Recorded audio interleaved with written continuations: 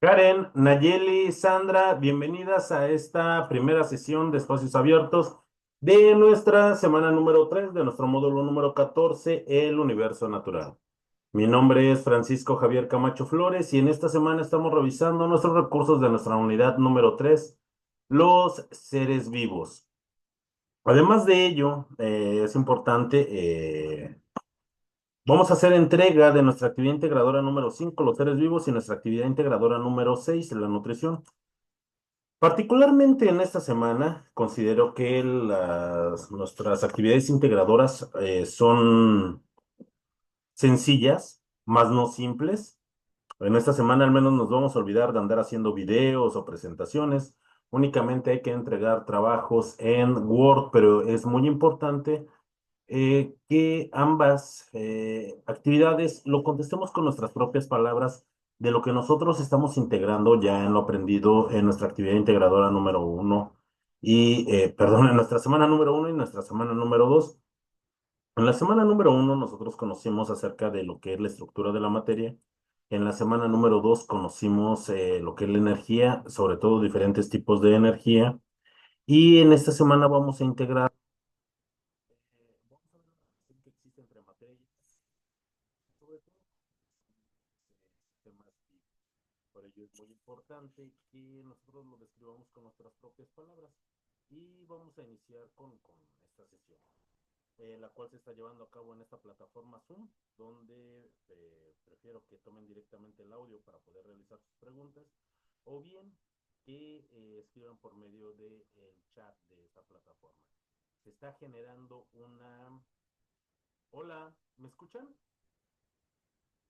Hola, hola. A ver. Hola. ¿Me escucho mejor? Hola. Chicos, por favor. Bien. Muchísimas gracias, Karen. Si se llega a presentar problemas con el audio, por favor, adviértanme para hacer la corrección. Les mencionaba, entonces, que las actividades integradoras de esta semana son sencillas, pero eso no quiere decir que sean simples. Nosotros tenemos que integrarlo. Lo que ya aprendimos en nuestra semana número 1, que fue la estructura de la materia, lo que aprendimos en nuestra semana número 2, que fue energía y los tipos de energía, y lo vamos a integrar en esta semana dentro de lo que son los sistemas biológicos. Ahora bien, en el video, perdón, en el video, estoy generando un video, el cual lo subiré a la plataforma de YouTube. Aquí ustedes pueden escribir las dudas que se lleguen a presentar en la revisión del video en la sección de comentarios. Lo más importante es que sigamos las normas de comunicación virtual. Ahora bien, eh, gracias. El propósito o los aprendizajes, el propósito formativo ya lo hemos repetido y estamos hablando. Y de hecho, en esta semana tenemos que integrar ese propósito formativo. En esta semana nosotros los aprendizajes van a ser que conozcamos la relación entre la materia y la energía, pero en sistemas biológicos, no en esa materia inerte. Entonces vamos a aprender a diferenciar las características que tienen los organismos vivos que esos seres no vivos no tienen. Exploraremos los procesos vitales que tienen los seres vivos y también los diferentes tipos de nutrición que tienen los diferentes tipos de seres vivos. Vamos a reflexionar de cómo es que todos los organismos vivos están relacionados en sistemas biológicos complejos. Así es que ya aprendimos parte de la química, aprendimos parte de lo que es la física. Vamos a aprender en esta semana un poco de biología, un poco de ecología, un poco de nutrición, incluso de aspectos bioquímicos. Y todas estas son ciencias experimentales. Y recuerden que nuestro propósito formativo es establecer lo que es el pensamiento científico que desarrolla las ciencias experimentales y es lo que nosotros estamos viendo. ¿Cómo? Explicándolo con nuestras propias palabras en lo que son nuestras actividades integradoras. Ahora bien, ¿existe alguna duda en particular de la actividad integradora número 5, de nuestra actividad integradora número 6? O de los recursos que ustedes están revisando de esta semana, o arrancamos con lo que tenía planeado para la sesión del día de hoy.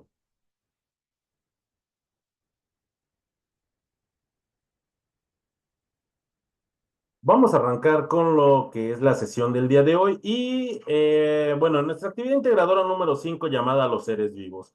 ¿Cuál es el propósito de esta actividad? Que es algo muy importante. Vamos a comprender las características de los seres vivos, sus procesos vitales, su clasificación y los tipos de organismos que existen. Para ello, nosotros vamos a entregar un documento en Word con cada uno de los rubros que se nos está solicitando y para ello es importante que nosotros conozcamos las características de los seres vivos, 8 características fundamentales, 8. Los seres vivos tienen más características, claro que sí, pero entre todos los seres vivos compartimos 8 características fundamentales. Comprender los procesos vitales e identificar la existencia de organismos unicelulares. Para ello vamos a entregar un documento en Word en el cual nosotros vamos a describir las características de los seres vivos, los procesos vitales, las diferencias entre organismos unicelulares y pluricelulares y ejemplos de organismos unicelulares y también de pluricelulares que se utilicen en la industria farmacéutica. Y para aquí vamos a precisar varios tópicos que quizá hemos pasado por alto hasta el día de hoy que abordemos esos puntos, sobre todo por los organismos pluricelulares que a veces se nos complica. Realmente los utilizamos en la industria farmacéutica, creamos medicamentos con organismos pluricelulares, pues de hecho los hemos utilizado y que es como les mencionaba, tal vez no lo percibíamos y hoy vamos a explicar el por qué. Para la entrega de nuestra actividad integradora número 5, vamos a realizar una portada que contenga nuestros datos de identificación y el título de nuestro documento. Posteriormente, vamos nosotros a crear una tabla en la cual vamos a describir con nuestras propias palabras. Karen, ¿tiene duda acerca de este primer punto de nuestra actividad integradora 5? Ok. ¿Qué es lo que vamos a hacer en esta tabla? Vamos a colocar, vamos a describir con nuestras propias palabras las 8 características fundamentales que tienen todos los seres vivos en común. Todos presentamos estas 8 características. Eh, Algo muy importante, lo vamos a describir de forma breve y precisa cada una de estas características. Después vamos a colocar una imagen que nosotros vamos a buscar en internet y que sea apropiada para esa característica, ¿ok? Es decir, por cada característica vamos a buscar una imagen que sea representativa o que nos ilustre esa característica, además de describirla de forma breve y precisa cada una de esas características. Después vamos a describir en un párrafo de 8 o 10 renglones los procesos vitales y su relación. Vamos a elaborar también un cuadro en el cual vamos a enlistar, ojo aquí, 5 características de organismos unicelulares y 5 características de organismos pluricelulares. No ejemplos, aquí son características. Después vamos a mencionar tanto un organismo unicelular como un organismo pluricelular y aquí debemos de tener mucho cuidado. Los organismos pluricelulares algunas veces los confunden con unicelulares, sobre todo algunos hongos. Existen tanto hongos unicelulares como hongos pluricelulares. Lo que es Saccharomyces cerevisiae no es un organismo pluricelular, es organismo unicelular y corresponde a lo que es un hongo. Sí, ¿de dónde? De las imágenes que nosotros busquemos en internet, por supuesto que las vamos a referenciar, a menos de que sean de uso libre. Si no son de uso libre, si tomamos nosotros la imagen, debemos de colocar la referencia de dónde la estamos tomando nosotros. Ahora también, para terminar esta actividad, nosotros vamos a elaborar una conclusión de media cuartilla explicando con nuestras propias palabras la importancia del conocimiento científico para el estudio de los seres vivos. Y vamos a guardar nuestro documento con la siguiente nomenclatura, nuestros apellidos, guión bajo, nuestro nombre y la clave de esta actividad, que es M14, S3, AI15. ¿Cómo hacemos si las imágenes, son de uso libre, no es necesario referenciarlas? Existen diferentes portales de Internet en las cuales las imágenes son libres y advierten que son de uso libre, son de dominio público, como si usted tomara una fotografía. Si usted la toma de un portal porque le gusta, usted puede hacer uso de esa imagen siempre y cuando coloque la referencia de dónde la está tomando. Ahora bien, ¿cuáles son esas características o propiedades de la vida? ¿Cómo diferenciamos a un organismo vivo de un organismo que no lo es? Hay organismos que parecen estar vivos, pero no tienen estas 8 características. Además de que la materia inerte también posee características que tienen los seres vivos, pero no son tan complejas. Vamos a ver cada una de estas características fundamentales, ¿ok? Porque los seres vivos poseen más características, claro que sí, pero no todos los seres vivos tienen las mismas características y las características que vamos a ver hoy son comunes a todos los seres vivos, sin importar si pertenecen al reino de las plantas, de los animales, de las bacterias, de protozoarios, si son unicelulares o pluricelulares, todos los seres vivos poseen estas características.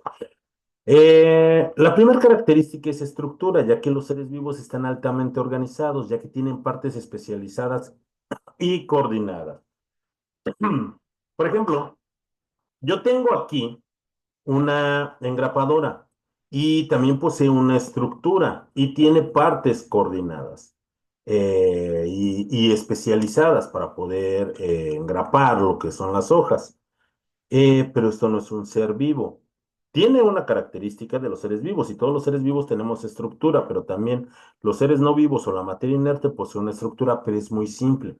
La estructura de los seres vivos es bastante compleja.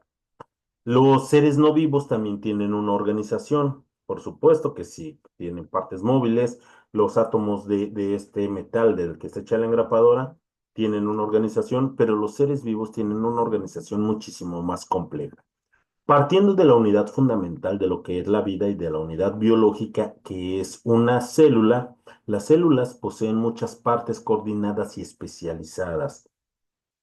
Existen seres que están formados por una sola célula y esos organismos se llaman seres unicelulares e incluso son muy complejos. Contienen diferentes estructuras, contienen diferentes organelos, contienen diferentes partes motrices, responden a muchos estímulos del medio ambiente, son muy complejos. Ahora también existen dentro de ese nivel de organización organismos que son pluricelulares. Los organismos pluricelulares están hechos de muchísimas células, al menos de dos o más células. Y si una sola célula es compleja, los organismos que están formados por muchas células son todavía más complejos. Y vamos a ver a detalle este nivel de organización, particular para lo que son los organismos vivos. Pero los seres vivos entonces poseen una estructura y una organización. Sí, pero también la materia inerte. Así es que son características que compartimos. A partir del metabolismo ya vemos características que la materia inerte, los seres vivos no poseen. ¿Y qué es el metabolismo? El metabolismo es un conjunto de reacciones químicas que se llevan a cabo en los seres vivos. A ese conjunto de reacciones químicas se le va a llamar reacciones biológicas. ¿Y por qué son tan importantes? Porque estas reacciones biológicas llevadas en el metabolismo le permiten a los seres vivos el mantenimiento celular, un crecimiento y desarrollo, una reproducción y sobre todo el obtener energía para llevar a cabo estos procesos. ¿De dónde se obtienen este tipo de energía? A partir de los nutrientes o a partir del medio ambiente. Para ello es importante clasificar nosotros el metabolismo. Las reacciones biológicas que nos ayudan a obtener energía del medio o a partir de los nutrientes o de los alimentos que nosotros ingerimos, le vamos a llamar un proceso catabólico. El proceso catabólico, nosotros podemos extraer energía de todas esas sustancias que nosotros consumimos. Y la otra parte del metabolismo, que se llama anabolismo, le permite a los organismos vivos el crecer, el desarrollarse, ese mantenimiento celular. Por ejemplo, yo ya soy una persona adulta, yo ya no estoy en crecimiento, pero sigo en un mantenimiento celular. Sigo descamando mi piel, mis uñas siguen creciendo, mi cabello sigue creciendo. Entonces, esa parte del metabolismo que me permite este mantenimiento celular y continuar con mis procesos biológicos, le vamos a llamar anabolismo. Pero para que se lleven a cabo estas reacciones se necesita energía. Así es que esta es otra parte del metabolismo, que es el catabolismo, que nos permite extraer energía a partir de nuestros alimentos. Y aquí, esta característica solamente la tienen los seres vivos, la materia inerte no la tiene. Si le hace falta una sola característica a un ente, entonces ya no es considerado un ser vivo. Estas 8 características son fundamentales para todos los seres vivos. Los seres vivos también presentan lo que es una homeostasis. ¿Qué es la homeostasis? Es la capacidad de mantener en equilibrio nuestro ambiente interno respecto de lo que ocurre en el exterior. Por ejemplo, ahorita ya nos estamos acercando en el verano en nuestro país y generalmente en verano utilizamos ropa más holgada, ropa de algodón. ¿Por qué? Porque el aumento de la temperatura ambiente puede crearnos problemas rompiendo este proceso homeostático. Eh, si tomamos como base, por ejemplo, un ser humano. La temperatura corporal de un ser humano ronda los 36,5 grados, los 37 grados Celsius. ¿Qué es lo que pasa si nuestra temperatura interna empieza a aumentar? Empezamos a presentar una febrícula, nos empezamos a sentir mal, quizás sentimos debilidad, dolor de cabeza. Esto con un solo grado más que aumente nuestra temperatura corporal. Si sigue aumentando nuestra temperatura a 39, 40 grados, entonces estamos presentando una fiebre. Nos duelen nuestras articulaciones, nos sentimos mal, no tenemos energía. ¿Por qué? Porque se está rompiendo ese equilibrio térmico de nuestro cuerpo. Si nuestra temperatura rebasa los 40 grados, a los 41 42, estamos presentando problemas febriles bastante severos y podríamos perder la vida. ¿Por qué? Porque estos procesos rompen su equilibrio y ya no estamos en un balance de, en ese margen de temperatura donde se llevan a cabo nuestras reacciones químicas. Ahora, por el contrario, ¿qué es lo que pasa en invierno? En invierno nos abrigamos para no perder ese calor corporal.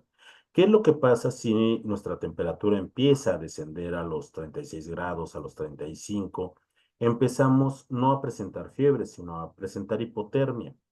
Y entonces nuestro cuerpo va a reservar el calor que nosotros creamos para nuestras funciones más importantes, por lo cual empieza un cese de circulación sanguínea principalmente en nuestras extremidades y podemos perderlas. Y si sigue disminuyendo la temperatura, también podríamos morir. Y eso es cuando nosotros hablamos de la temperatura. Pero ¿qué es lo que pasa si nosotros no nos hidratamos correctamente? Y sobre todo ahorita en verano. Nosotros tenemos mecanismos de regulación de esa homeostasis. Si ahorita en pleno verano nos ponemos a trabajar en el exterior, hacemos un trabajo muy extenuo, nos ponemos, no lo sé, a realizar un deporte muy desgastante y no nos hidratamos de forma correcta, podemos sufrir una deshidratación. Es decir, los niveles hídricos dentro de mi cuerpo ya no están regulados y entonces podría incluso perder la vida.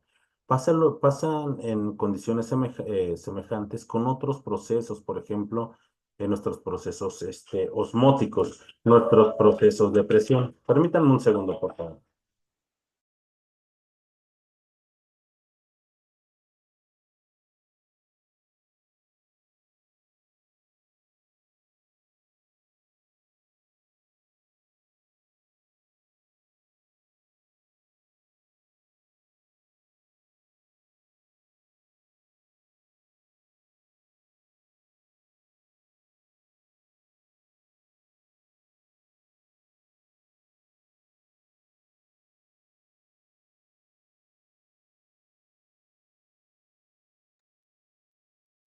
Perdón, les comentaba, con nuestros procesos de presión interna, procesos osmóticos, balance de nutrientes, si se pierde el balance, perdemos esos procesos homeostáticos y podríamos enfermar o incluso podemos morir.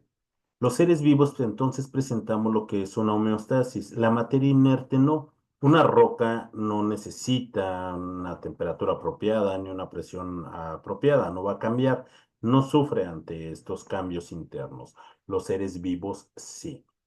Los seres vivos también presentamos un crecimiento regulado. Nuestras células aumentan para hacer una división celular, ya sea para el crecimiento, para nuestro propio mantenimiento o para procesos reproductivos.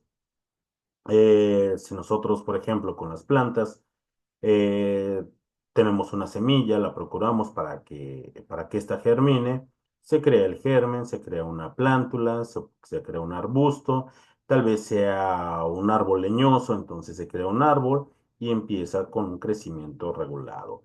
Los lobos nacen como pequeños cachorros, se convierten en lobeznos hasta entrar en una etapa de adultez.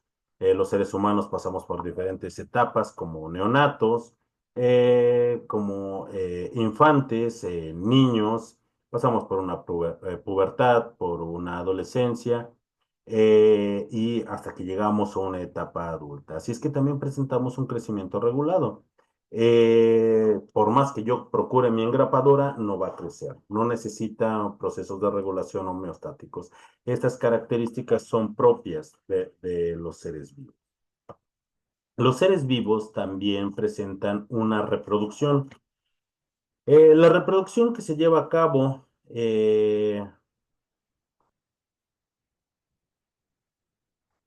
los, los seres vivos tienen un tipo o tienen dos tipos de reproducción, lo que puede ser una reproducción sexual y una reproducción asexual. La reproducción sexual se necesitan dos organismos parentales, es decir, un organismo padre y un organismo madre, pero existen seres vivos que se reproducen de forma sexual. Por ejemplo, tomando como base a las bacterias, a partir de una bacteria madura, empieza un proceso de división celular y a partir de una célula se dividen en dos, dando origen a dos células hijas. Y esta es la forma en cómo se reproducen. En el caso, por ejemplo, de la mayor parte de los animales, como incluyendo al ser humano, se necesita un organismo macho y un organismo hembra que donen cada uno de estos células germinales, células haploides, las cuales por medio de una conjugación sexual dan origen a un nuevo ser vivo. ¿Por qué digo que la mayor parte de los animales? Porque existen algunos animales que se reproducen de forma sexual. Por ejemplo, lo que son las estrellas de mar. Si nosotros tuviéramos una estrella de mar y la partiéramos exactamente a la mitad, a partir de cada uno de estos fragmentos podrían desarrollarse dos estrellas de mar. Son, casos especiales que se presentan en los animales en los cuales se pueden reproducir de forma sexual también. No así en el reino vegetal, con las plantas. Las plantas se reproducen de forma sexual, pero también pueden reproducirse de forma sexual y tal vez esto es lo más común que nosotros hemos hecho en nuestro entorno. Tal vez imaginen que alguno de nuestros vecinos tenga un manzano, un árbol de manzanas que dé muchos frutos y a nosotros nos gustaría también tener uno. Posiblemente lo podamos reproducir por forma de estaca, es decir, cortamos una rama de este árbol, la procuramos, la sembramos, le damos los cuidados y a partir de esta rama puede surgir un nuevo árbol. O también si utilizamos nosotros una técnica de esqueje. No obstante, las plantas también tienen estos gametos sexuales, tanto masculino como femenino, llevando a cabo el proceso de polinización, que es un proceso de reproducción sexual. Organismos como las plantas son muy versátiles, pueden tener estos dos sistemas de reproducción, o bien como en las bacterias que se reproducen de forma sexualmente, o el ser humano, que la forma de reproducción es una forma de reproducción sexual. Los seres vivos también presentan lo que es una irritabilidad o respuesta. Estos, esta irritabilidad que presentan los seres vivos es un factor de respuesta hacia los estímulos que ocurren en nuestro medio ambiente. Por ejemplo, ustedes en pantalla les puse una animación, tal vez ustedes tengan alguna de estas plantitas en las cuales cuando uno las toca, los foliolos o sus hojitas inmediatamente se pliegan. Es un mecanismo evolutivo de las plantas, tal vez la planta esté diseñada para en cuanto se pose una oruga para evitar ser devorada, se pliegue para que no tenga una sustentación o donde sustentarse la oruga y devorarse las ramitas. O conocemos tal vez alguna planta como el girasol que a lo largo del día va siguiendo, va y tiene un movimiento siguiendo al sol para captar la mayor cantidad de energía solar. O pasa con nosotros, imaginen que vamos caminando hacia nuestra casa y vamos pasando frente a un cerco donde del otro lado se encuentra un perro muy agresivo y cuando vamos pasando nos ladra de repente. Tal vez nosotros gritemos, saltemos o salgamos corriendo como un mecanismo de respuesta o llegando a casa, alguno de nuestros familiares o algún amigo se esconde detrás de la puerta y brinca de repente y tal vez nos desmayemos, salgamos corriendo o gritemos.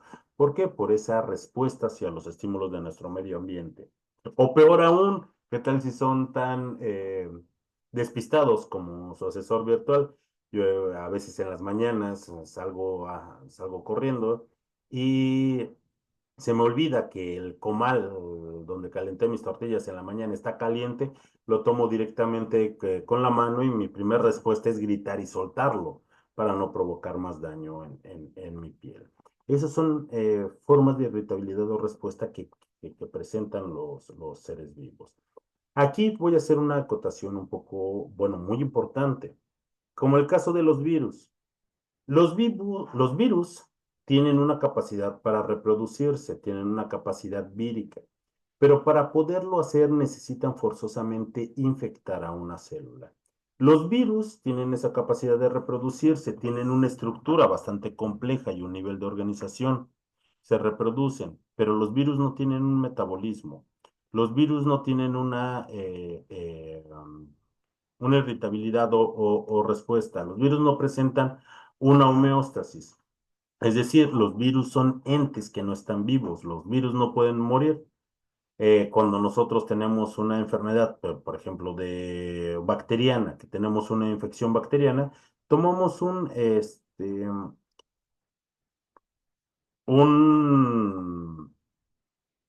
un antibiótico para podernos curar, una sustancia que elimine a esas bacterias, porque son organismos vivos.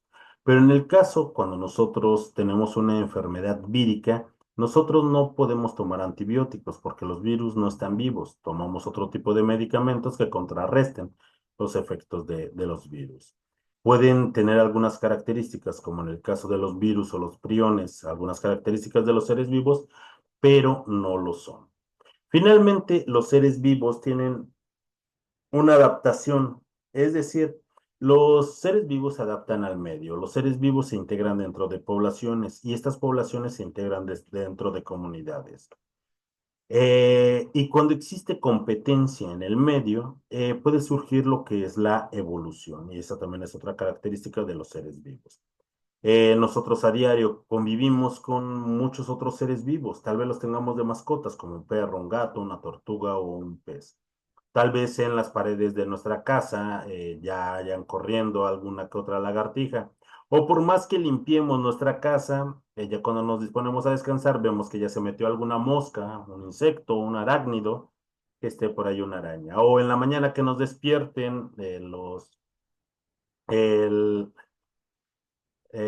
el canto de las aves que se posan en los cables de luz o en árboles que estén en la calle o en nuestra casa. Vivimos dentro de otras poblaciones con otros seres vivos. Afortunadamente, la competencia que originó la evolución en los primates que dieron origen al ser vivo, hoy en día, gracias a otras características que tienen los humanos, hacen que no tengamos una competencia en el medio, pero ello es una otra característica de los seres vivos.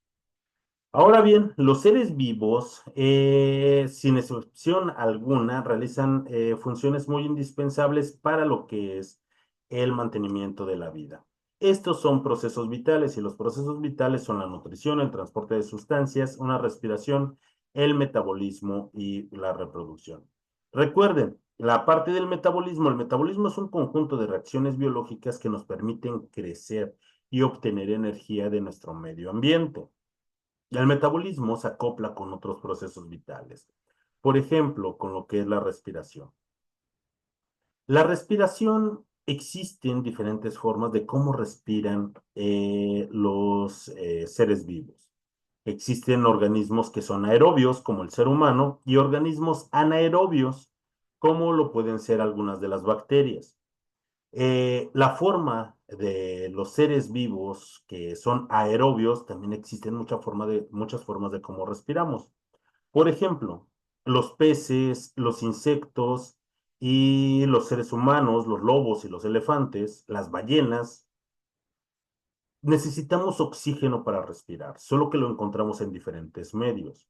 Las ballenas, los elefantes y los humanos respiramos el oxígeno que esté en el aire. El aire es una mezcla de gases que contiene entre el 22 y 23% de oxígeno y tenemos un sistema pulmonar para poder respirar. Los peces también respiran oxígeno, pero ¿dónde se encuentra este oxígeno? Se encuentra disuelto en el agua, ya sea agua salada como en el mar o agua dulce como en los lagos o los ríos. Ellos no tienen pulmones, tienen otros órganos muy importantes que le permiten tomar el oxígeno que se encuentra disuelto en el agua. Eh, eh, pero los peces también respiran oxígeno como nosotros, solo que tienen diferentes órganos para poder tomar esta sustancia y completar este ciclo respiratorio. Ahora bien, el caso de por ejemplo, los insectos. Los insectos no tienen branquias como los peces, no tienen pulmones como los lobos o las jirafas. Los insectos tienen un sistema que se llama traqueal para poder respirar, que son una serie de túbulos que se encuentran en el abdomen que por movimientos musculares transportan el aire y ese oxígeno hasta los órganos y las células donde se necesite. Esa es una forma en la cual llevan a cabo la respiración, entendiendo que la respiración es un proceso que culmina con el metabolismo, en lo que ocurren reacciones de oxidación y de reducción. Ahora bien, lo que acabo de describir son organismos aerobios. Necesitan y necesitamos oxígeno para poder completar este proceso de respiración, pero también hay organismos que son anaerobios. Para estos organismos, como puede ser en el caso de algunas bacterias y principalmente patógenas, el oxígeno es muy tóxico para estos seres vivos, para estas bacterias. Eh, Estos organismos completan sus procesos respiratorios utilizando algunas otras sustancias, metano, procesos de oxidorreducción como el nitrógeno atmosférico para reducirlo a nitrógeno amoniacal o nitritos, o procesos de oxidación como los ocurren con el hierro. Son diferentes formas y sistemas y órganos que son implicados en los procesos de respiración. Dentro de esos procesos vitales también existe un transporte de sustancias. Este transporte de sustancias es debido a que eh, los, los seres humanos tenemos diferentes sistemas de órganos que nos permiten transportar sustancias, ya sean sólidos, sean líquidos o sean gaseosos. Por ejemplo, transportamos oxígeno que está en el aire por medio de nuestros pulmones y exhalamos dióxido de carbono y vapor de agua por medio de un intercambio gaseoso. Y estamos transportando sustancias. En nuestra sangre se transportan nutrientes, se transportan proteínas. Nuestra sangre existe un plasma y está en un seno líquido. Y también excretamos nosotros sustancias que no necesitamos, sustancias sólidas como nuestras heces fecales, sustancias gelatinosas que se vuelven sólidas, por ejemplo, parte de nuestras mucosas o lo que llamamos mocos, y eso es parte de un transporte de sustancias. Los seres unicelulares como las bacterias o algunos hongos, las arqueas, también llevan a cabo un proceso de transporte, pero este se lleva a cabo a través de las membranas por diferentes sistemas. Ahora bien, también dentro de estos procesos vitales existe lo que es la nutrición. El proceso de nutrición también se tiene que clasificar de acuerdo a los organismos. Existe lo que es una nutrición autótrofa y una nutrición heterótrofa. ¿Y a qué se refiere ello? Y esta parte es muy importante para nuestra actividad integradora número 6. La nutrición autótrofa corresponde a aquellos organismos que son capaces de sintetizar absolutamente todo lo que necesitan. ¿A partir de qué? A partir de nutrientes inorgánicos y gases que se encuentran en nuestro medio ambiente. ¿Y de dónde llevan a cabo o de dónde captan esta energía? Pues a partir de órganos especializados que tienen dentro de sus tejidos o dentro de sus células. Todas las plantas, todas, sin excepción alguna, son organismos autótrofos. Tienen la capacidad de sintetizar absolutamente todos los componentes que necesitan. ¿De dónde toman energía? A partir de la luz, generalmente de la luz del sol. Y a partir de nutrientes o inorgánicos, como el agua y los minerales que se encuentran en el suelo, son capaces de iniciar esos procesos de reacciones biológicas para capturar el dióxido de carbono que se encuentra en el ambiente y a partir de este crear todas las sustancias que se necesitan. Todas estas biomoléculas orgánicas de las cuales hablaremos para nuestra actividad integradora número 6, las cuales son lípidos, proteínas, ácidos nucleicos y lo que son carbohidratos. ¿Y qué pasa? Estos son organismos autótrofos. Los organismos heterótrofos, como el ser humano, los lobos, los leones, los elefantes, los peces, nosotros no tenemos esa capacidad de sintetizar absolutamente todo lo que necesitamos. Sí podemos sintetizar algunos de esos nutrientes, pero no todos. Como no podemos sintetizarlos, entonces necesitamos alimentarnos de otros seres vivos. Por ejemplo, el ser humano consume plantas, consume frutas, legumbres, verduras, consume carne, consume otros tipos de productos, consume incluso microorganismos. ¿Por qué? Porque necesita consumir esas moléculas ya preformadas a las cuales nosotros les vamos a llamar nutrientes para satisfacer la demanda de todas esas moléculas que nosotros necesitamos. ¿Y para qué las necesitamos? Para nuestro mantenimiento, para nuestro desarrollo y para poder crear esa energía. ¿Ok? Dentro de los procesos de reproducción, como acabo de explicar, la reproducción puede ser sexual o asexual. La reproducción sexual se necesitan dos organismos parentales mientras que la reproducción asexual, a partir de un organismo se pueden crear dos o más. ¿Por qué dos o más? Expliqué hace un momento, por ejemplo, en el caso de las bacterias. Las bacterias se reproducen por un tipo de reproducción asexual característico que se llama fisión binaria. Binaria, ¿por qué? Porque a partir de una célula se crean dos células nuevas. Pero, por ejemplo, a partir de los hongos unicelulares tienen otro tipo de reproducción asexual también muy importante, como lo es los procesos de gemación. Y dentro de este tipo de procesos, los hongos también se pueden reproducir de forma sexual. Recuerden, para una reproducción sexual se necesitan dos organismos parentales, un macho y una hembra. En las plantas que son dioicas también existe este proceso. Existen plantas que son machos y plantas que son hembras, o bien de plantas que contienen ambos gametos en los cuales les ayudan a esa reproducción sexual.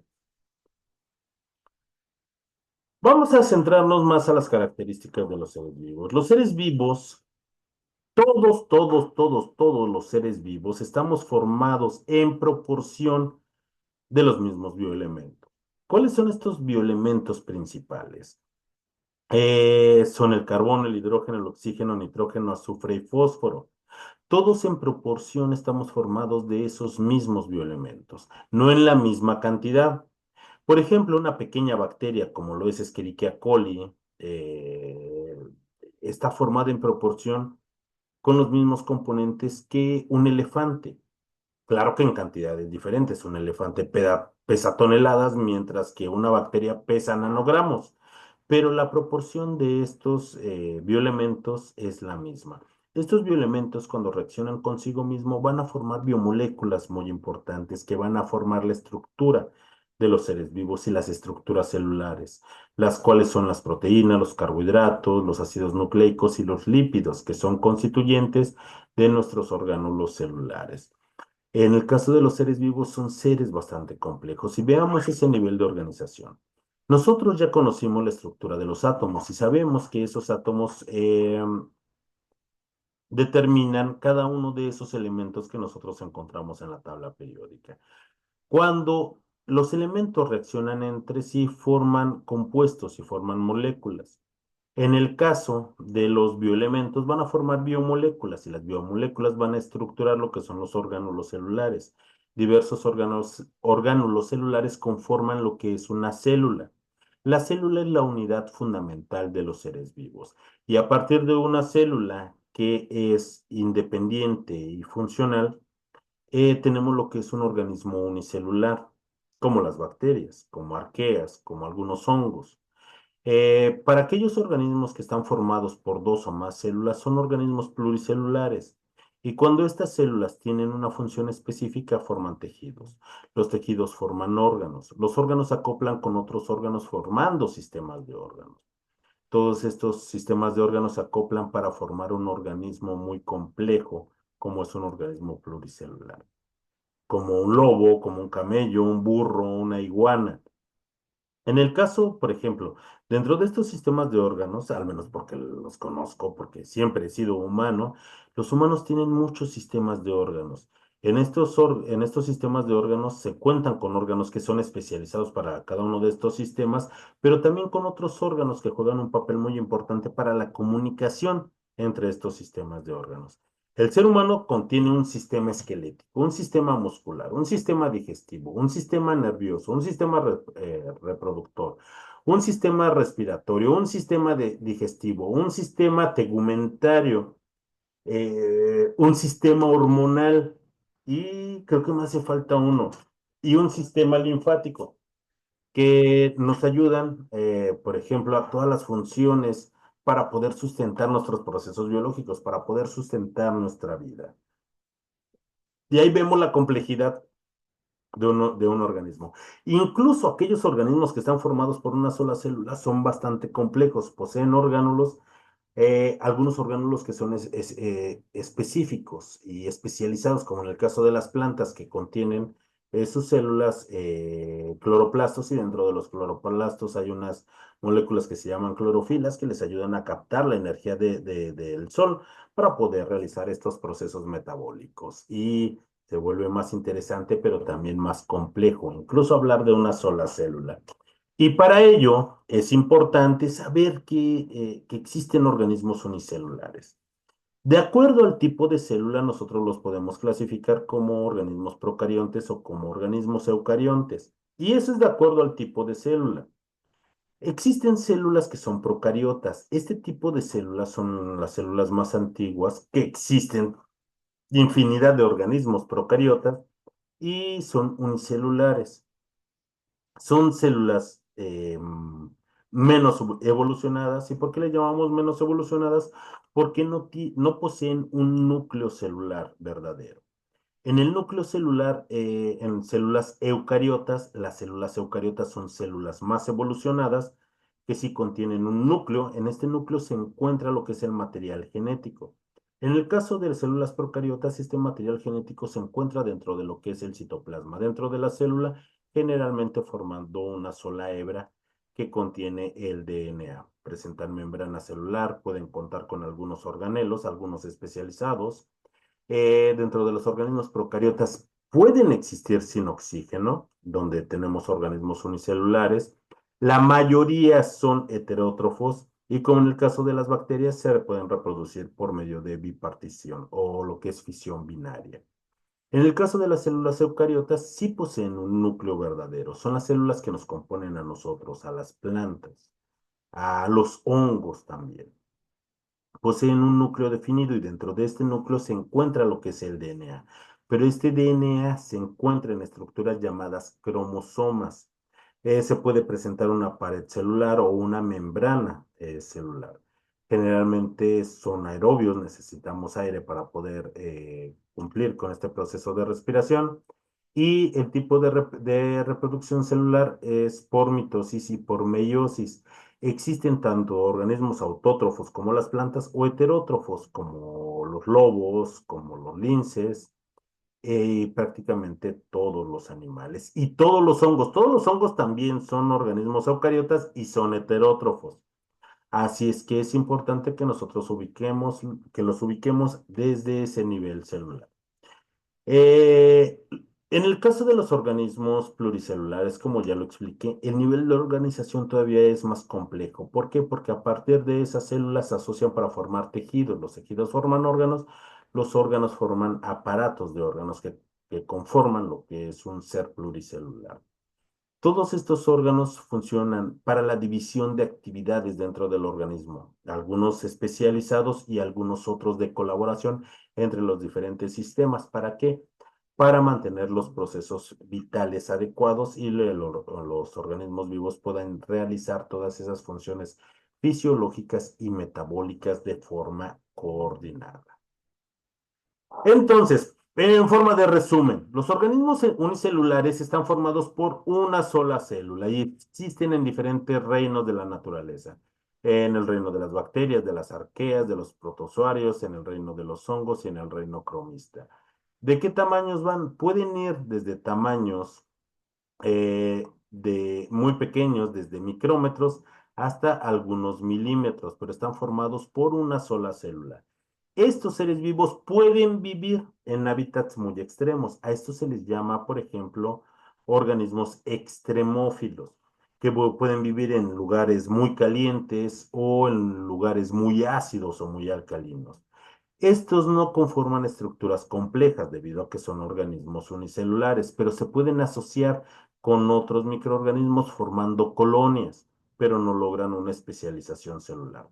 En el caso de los organismos pluricelulares están formados por dos o más células.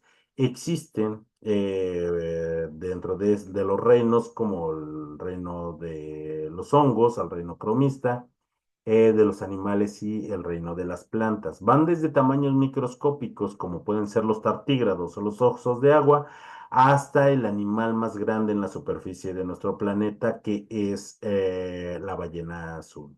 O incluso árboles. Los árboles son organismos vivos mucho más pesados que una ballena azul y pueden vivir mucho más años y ser muchísimo más grandes como las secuoyas californianas que pesan miles de toneladas, pueden llegar a, creo que hasta 100 metros de altura, si mal no recuerdo, pero también son organismos pluricelulares. Pueden vivir en hábitats extremos, generalmente están ausentes.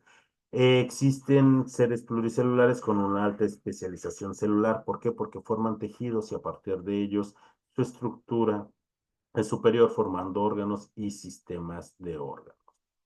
Esta parte, esta penúltima parte es importante. Tenemos que identificar un organismo unicelular que se utilice en la industria farmacéutica para crear medicamentos o para tratar alguna afección. Existen muchos organismos, existen algunos hongos como el Penicillium o Streptomyces, del cual se obtienen lo que son antibióticos como la ampicilina, la penicilina, el cloranfenicol, la tetraciclina. Pero también existen organismos pluricelulares. Yo en pantalla les pongo, por ejemplo, lo que es un hongo herradura. Estos viven en las costas de la península de Yucatán y también los archipiélagos que conforman Japón.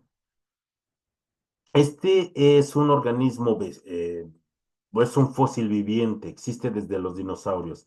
¿Y qué característica tiene este tipo de cangrejo? Que su sangre es de color azul y contiene una sustancia que se llama hemolinfa, que es la que le da esta coloración.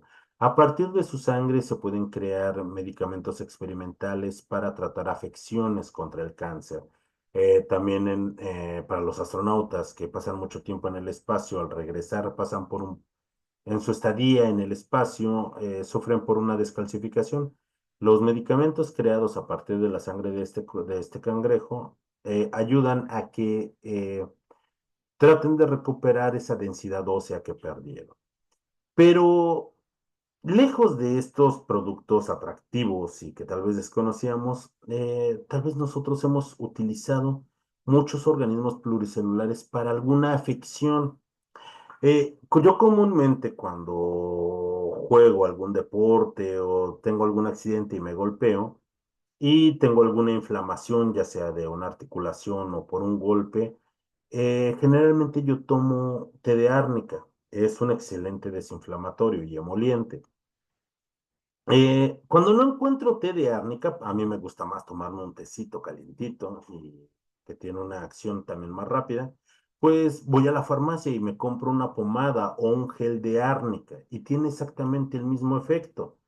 Eh, eh, Cuando, por ejemplo, no puedo dormir en las noches, me tomo un té de azares.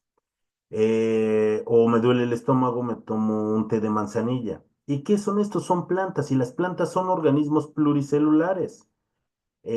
Por ejemplo, cuando a veces tengo tos persistente, a veces me hago un jarabe de cebolla, fileteo cebolla, pues, que le coloco azúcar, la dejo serenar y el jugo que sale lo tomo como jarabe y le digo adiós a la tos seca. Eh, Actualmente el 30% de los medicamentos se extrae de las plantas y en 20 años posiblemente sea hasta el 50% de los medicamentos. Tal vez, por ejemplo, quienes vivan en la península de Yucatán o en el Istmo conozcan lo que es el árbol de la ceiba.